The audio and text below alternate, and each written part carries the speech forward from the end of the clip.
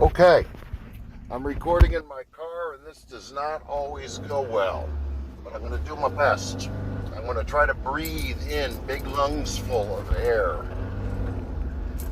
and hope that the transmission isn't too loud. And I turned off my music and the windows are up and I got the AC on low, so the fan is kind of quiet. And this morning, after spending a couple days thinking about and processing and responding to someone who had posted on the subject of using AI as a tool for what you might call intelligence and analysis. And interestingly, this morning, we always, my wife and I usually get up before her, but we usually, first thing in the morning, after getting settled in with a cup of coffee somewhere on the porch, weather permitting, get our laptop open. We have one that has a screen that's large enough that we can both see it if we put it up on a stool out there on the porch in front of us. And we usually check to see what's going on in the world today in terms of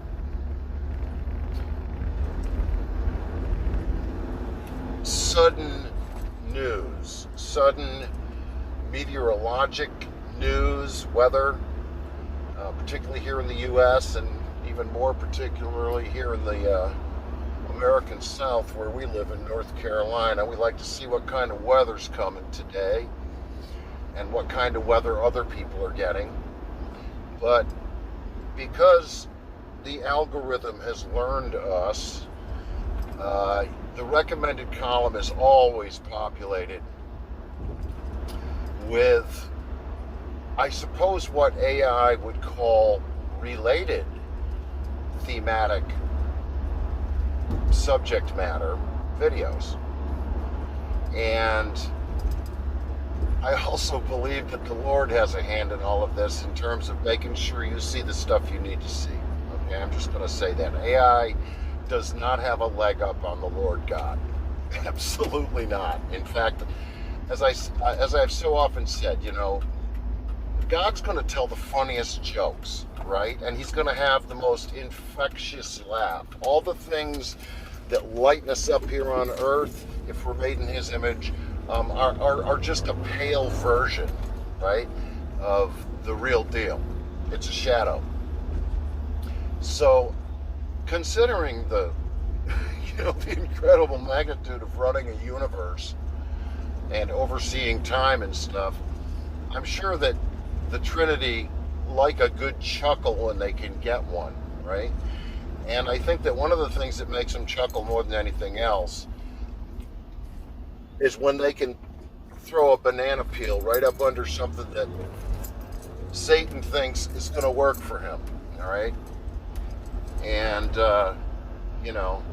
I've talked about senses of humor before, where people that follow any other God than the God of the Bible, in my opinion, everybody's entitled to do what they're going to do. Those gods are always laughing at humanity, right? The prevalence of these compilations of people falling off of ladders or wiping out on a diving board, or what happens when you stick a bottle rocket between your butt cheeks on the 4th of July, all that kind of stuff, right? Humanity's not getting any smarter, and we're resourceful, frankly. But Satan laughs at God's creation. When somebody falls off a ladder, Jesus Christ isn't laughing about it. Even if the person was stupid and drunk or whatever, okay? And so I like to see the good guys win. You know, if there's a through line in my life, it's that I like to see the good guys win. And the good guys are going to win, but we're going to have to go through a lot of mess and a lot of various machinations and pranks that the bad guys have been fiddling with in their desire to be like the Most High, right? Weather manipulation by human beings, you're trying to be like God. And you certainly don't believe in God's provision for people's crops and so forth, all right? In your Judeo-Christian political party. And we learned that there have been seismic devices embedded in the ground all around the Yellowstone caldera that can create little teeny micro earthquakes in order to try to determine when that caldera. What was I saying? We had a phone battery give out there just as I was getting to the store. Anyway, yeah, okay, so you've got these scientists, these USGS people working with universities creating micro tremors around the Yellowstone caldera to see if that will help them predict when it might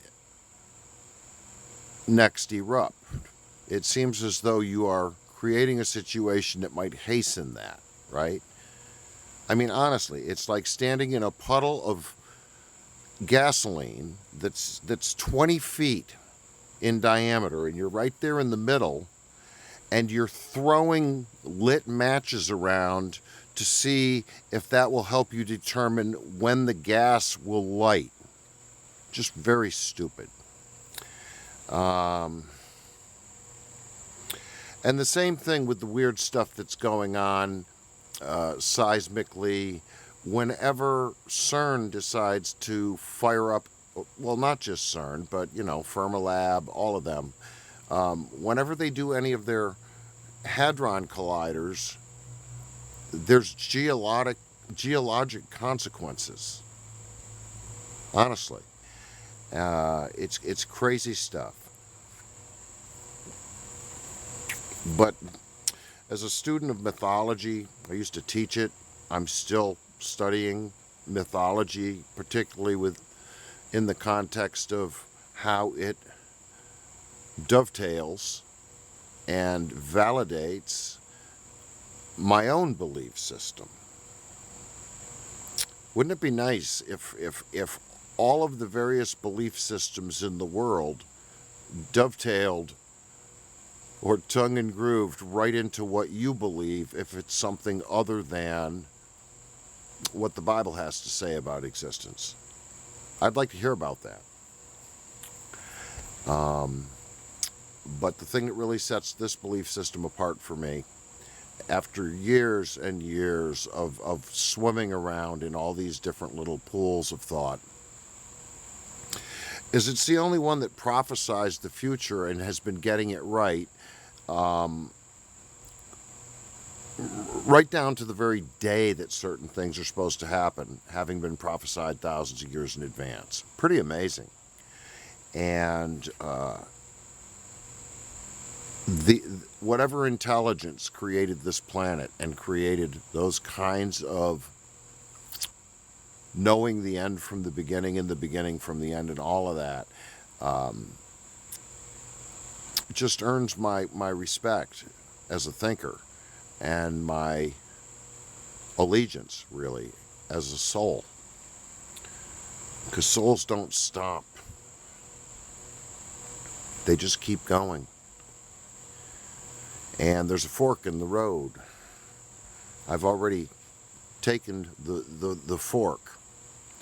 And so far, so good. So far, so good. We're expecting some more very interesting eclipse and red moons in the next few years. And I'm really watching that ring of fire. I'm really watching the west coast of North America and South America, really, all the way down to Chile. And really watching those parts of Asia that I lived or worked in back in the 80s. And really watching up at the tip top of that ring of fire, way up between Russia and Adak, Alaska, where a lot of volcanic activity is beginning to kick off. One time when I was on the way to South Korea, we had a holdover and a flight, a change of aircraft in Adak. And I sleepwalked through it. I was only there for a few hours during the switchover. My. And these little, well, they're not little if you live there and it causes you foundation damage. But even in New Jersey, for heaven's sakes, where there's this magma dome all up under New England, what they call the Appalachian Anomaly, and one can only wonder, what's it going to take for something completely unexpected to occur on the East Coast? It could. It sure could. And I've been watching all of these various kinds of tropical depressions and storms and pre-cyclonic activity out in the Atlantic Ocean. And good Lord, if it doesn't seem as though most of it is aimed at either South Carolina or Texas, the way it comes swooping in there. And very often it takes a good hard turn clockwise and just goes grazing right up the whole East Coast, basically inundating all of the earliest pre-colonial settlements of Europeans that were there before we had colonies or states. I don't know, folks. It looks like a spanking to me. It looks like a cosmic dope slap of, and it's getting to the kind of like the speed bag place with that. And I hope you're not afraid. I'm not afraid. Nobody's a slave to any of the choices they've ever made. And there's still time for people to make more changes, more choices. Better choices, better communication skills.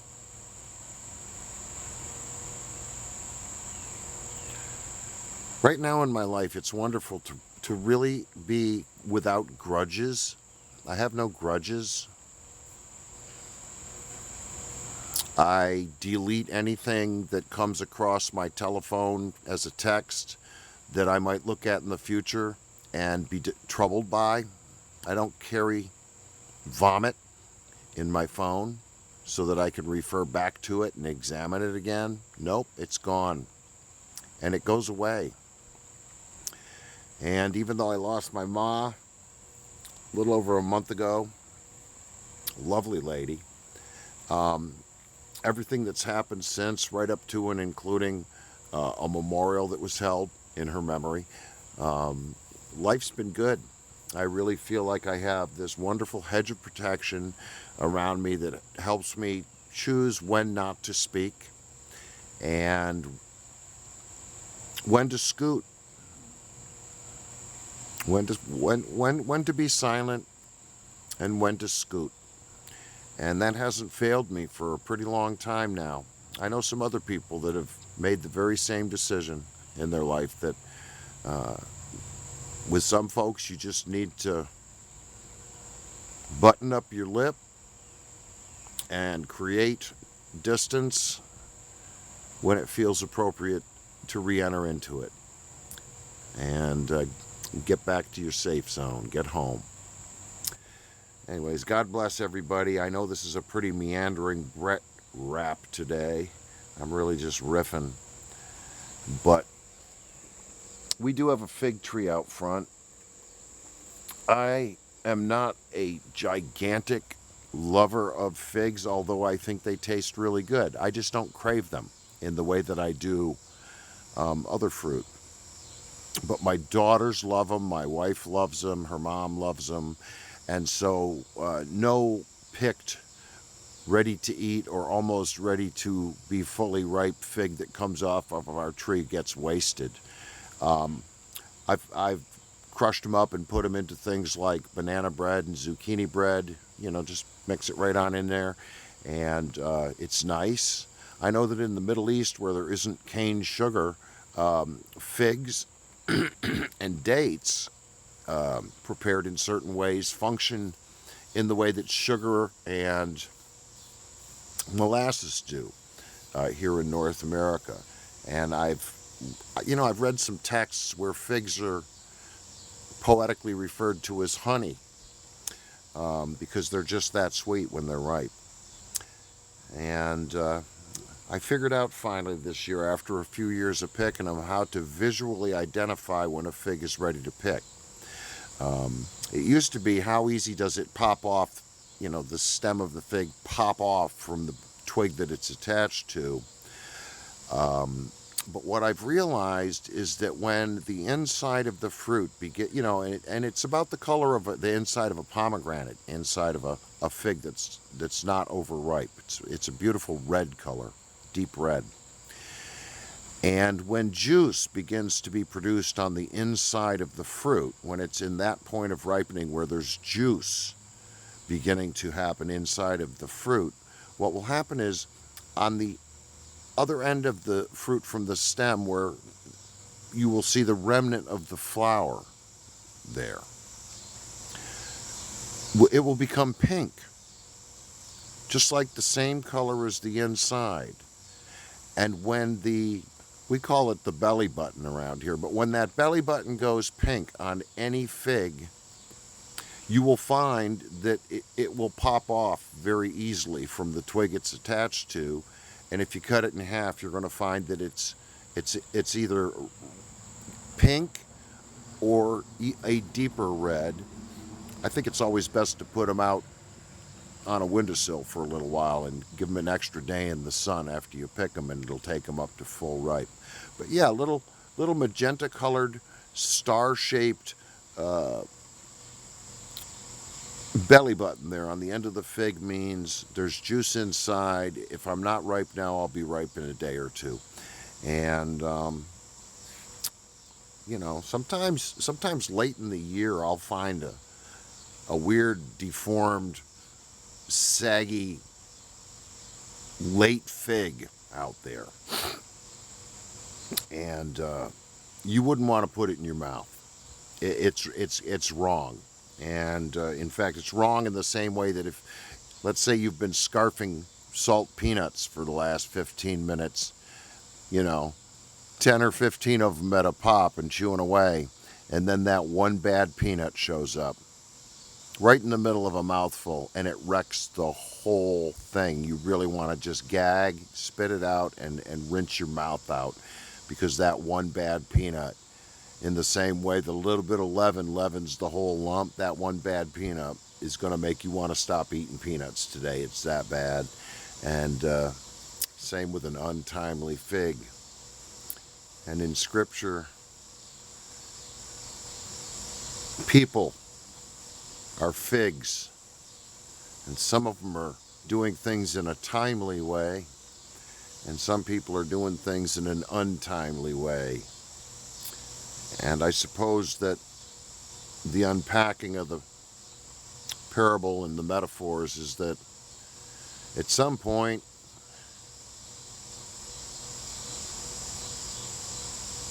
you're no longer viable in the eyes of God.